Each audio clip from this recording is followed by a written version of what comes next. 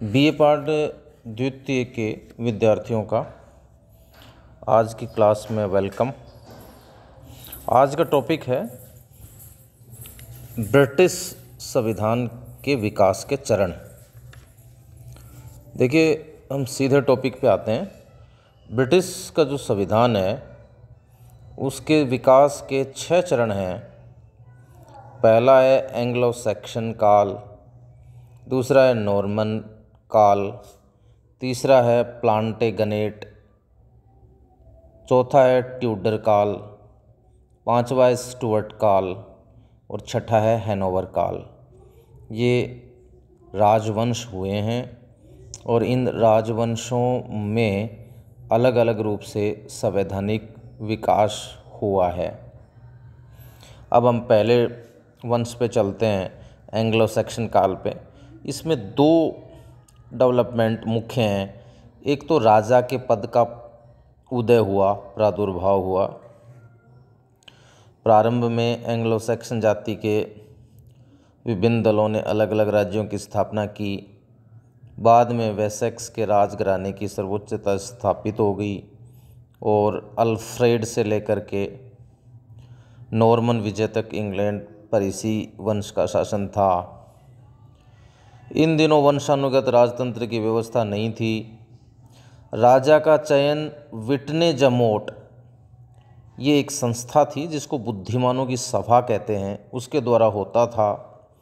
इस सभा में राजा के संबंधी, गांव के जो बुजुर्ग लोग होते थे, वयोवृद्ध, वो चर्च के अधिकारी, सेना के कर्मचारी व महत्वपूर्ण कार्यकर्ता शामिल होते थे। दूसरा जो डेवलपमेंट है इस एंग्लो सैक्सन काल का, वो था स्थानीय स्वशासन का सूत्रपात। सारा देश सायरों में विभक्त था और जो सायर है वो हंड्रेड्स नाम के जो सब रीजन या उप प्रदेश थे उसमें विभाजित थे। हंड्रेड्स गांव तथा शहरों में विभाजित थे। प्रत्येक हंड्रेड में एक लोकल बॉडी होती थी, स्थानीय सभा होती थी, और प्रत्येक शायर में एक शायर मूट होता था। गांव में जनता इकट्ठी होकर अपने आपस के मसलों पर विचार करते थे। इस प्रकार स्थानीय स्वशासन की नींव पड़ी। अब हम चलते हैं नॉर्मन काल पर। सन 1066 में नॉर्मन देश के विलियम ऑफ नॉर्मंडी ने ब्रिटेन पर विजय हासिल कर नॉर्मन राज्य की स्थापना की। नॉर्मनों में एंग्लो सैक्सन काल की जो स्थानीय स्वशासन संस्थाएं थीं उनको समाप्त नहीं किया गया, अपितु उनमें कुछ आवश्यक परिवर्तन किया जिससे केंद्रीय सरकार शक्तिशाली बन सके। चर्च को भी राज के नियंत्रण में लाया गया। इस काल में मैग्नम कॉन्सिलियम और क्यूरिया रेजिस को स्थापित किया गया।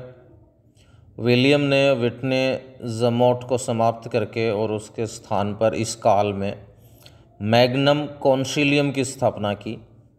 इस समिति में, ये एक प्रकार की समिति थी विद्यार्थियों, इस समिति में बैरन, राज्य के उच्च अधिकारी, आर्च बिशप और अबोट आदि होते थे। इस समिति का काम था जो राजकीय माल गुजारी थी, रेवेन्यू, उसको एकत्र करना, इकट्ठा करना और उसका हिसाब रखना। इस समिति की बैठक जो थी, मीटिंग, वो साल में 3 बार होती थी। और विलियम ने एक छोटी परिषद भी स्थापित की, छोटी सभा, लघु परिषद, जिसको क्यूरिया रेजिस कहते थे। जब मैग्नम कॉन्सिलियम कार्यरत नहीं होती थी, यानी काम नहीं कर रही होती थी, तब क्यूरिया रेजिस जो है राजा को शासन संचालन में सहायता देती थी। बाद में मैग्नम कॉन्सिलियम से ब्रिटिश संसद का आविर्भाव हुआ तथा क्यूरिया रेजिस से प्रिवी काउंसिल, जिसको बाद में मंत्रिमंडल या मंत्री परिषद कहते हैं, उसका विकास हुआ। अब हम बात कर लेते हैं मैग्ना कार्टा की, जो नॉर्मन काल में ही घटित हुआ था।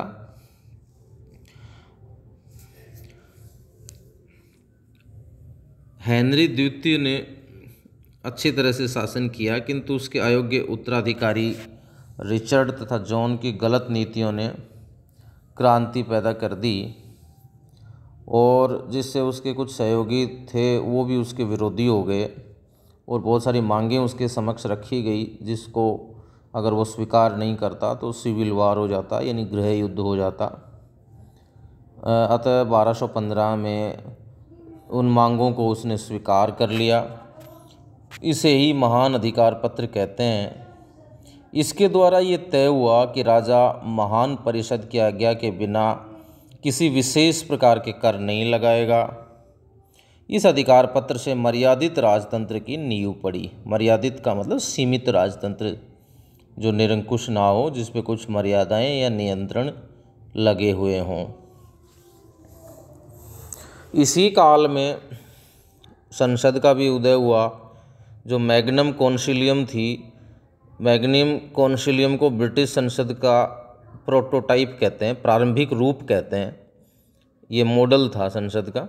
सन 1295 में एडवर्ड प्रथम को युद्ध संचालन के लिए पैसों की आवश्यकता थी, अतः उसने मॉडल पार्लियामेंट बुलाई, जिसमें करीब 572 सदस्य थे। इसमें कुछ ग्रुप्स बन गए, जैसे बैरन, क्लर्जी, नाइट। इस समय 3 वर्ग बन गए थे ये, जो अभी मैंने जिक्र किए। बैरन और क्लर्जी के जो इंटरेस्ट यानी हित वो एक जैसे थे, अतः उनका एक संगठन बन गया, जिससे बाद में लॉर्ड सभा बन गई। और जो नाइट्स थे उनसे मिलकर के कॉमन सभा बन गई। और वर्तमान में जो ब्रिटिश पार्लियामेंट है उसके 2 ही सदन हैं, आपको पता भी चल गया होगा, एक कॉमन सभा, दूसरा लॉर्ड सभा। तीसरा जो चरण है वो है प्लांटेगनेट, जिसको लैंकास्ट्रियन वंश भी कहते हैं। इस काल में संसद की शक्ति काफ़ी बढ़ गई और वो राजाओं को हटाने भी लगी। सन 1327 में संसद ने एडवर्ड द्वितीय को उसके पद से, सिंहासन से हटा दिया। रिचर्ड द्वितीय को भी संसद के सामने झुकना पड़ा। ये उस समय के राजा थे। लैंकास्ट्रियन वंश के शासन में राजा द्वारा जो मनोनीत मंत्रियों के समूह के लिए प्रिवी काउंसिल शब्द का प्रयोग किया गया। सन 1401 में कॉमन सभा ने यह मांग की कि नए टैक्स को लगाने से पहले राजा को जनता की शिकायतों को सुनना चाहिए और उसके निवारण का वादा निभाना चाहिए। और इसी वजह से सन 1407 में जो कॉमन सभा थी उसने वित्त विधेयक का मतलब जो धन या पैसे टके से रिलेटेड है, नए करों से संबंधित है, ऐसे को प्रस्तुत करने का अधिकार खुद ले लिया। अब हम बात करते हैं ट्यूडर काल की। इस काल में संसद का महत्व डिक्रीज हुआ, यानी घटा। ट्यूडर राजाओं ने विपुल धनराशि इकट्ठा कर ली और उन्हें संसद बुलाने की ज़रूरत ही नहीं हुई। इस काल में राज्य की शक्ति पोप के नियंत्रण से मुक्त हो गई। अब बात करते हैं स्टुअर्ट काल की। स्टुअर्ट राजाओं के शासनकाल में राजा व संसद सदा एक दूसरे के विरोध में रहे। अंत में संसद की विजय हुई। ब्रिटेन में संसदीय लोकतंत्र की आधारशिला जो है, फाउंडेशन, इसी काल में रखी गई और इसमें कुछ संवैधानिक परिवर्तन भी किए गए, जैसे कैबिनेट का उदय। प्रिवी काउंसिल एक बड़ी संस्था बन गई, इसलिए चार्ल्स द्वितीय ने 1667 में कुछ महत्वपूर्ण व्यक्तियों की एक समिति से परामर्श लेना, राय लेनी शुरू कर दी, जिसे कबाल कहा जाने लगा। बाद में इसी से मंत्रिमंडल का उदय हुआ, इसी कबाल नाम की संस्था से। अब बात करते हैं अधिकार पत्र की। 1689 ईस्वी में चार्ल्स प्रथम ने उस अधिकार याचना पत्र को मनवाने में सफल हुई, जिससे राजा की शक्तियों पर कुछ प्रतिबंध लगाए गए। ये बातें इस प्रकार से थी, जैसे कि संसद की पूर्व स्वीकृति के बिना राजा कोई कर नहीं लगाएगा नया।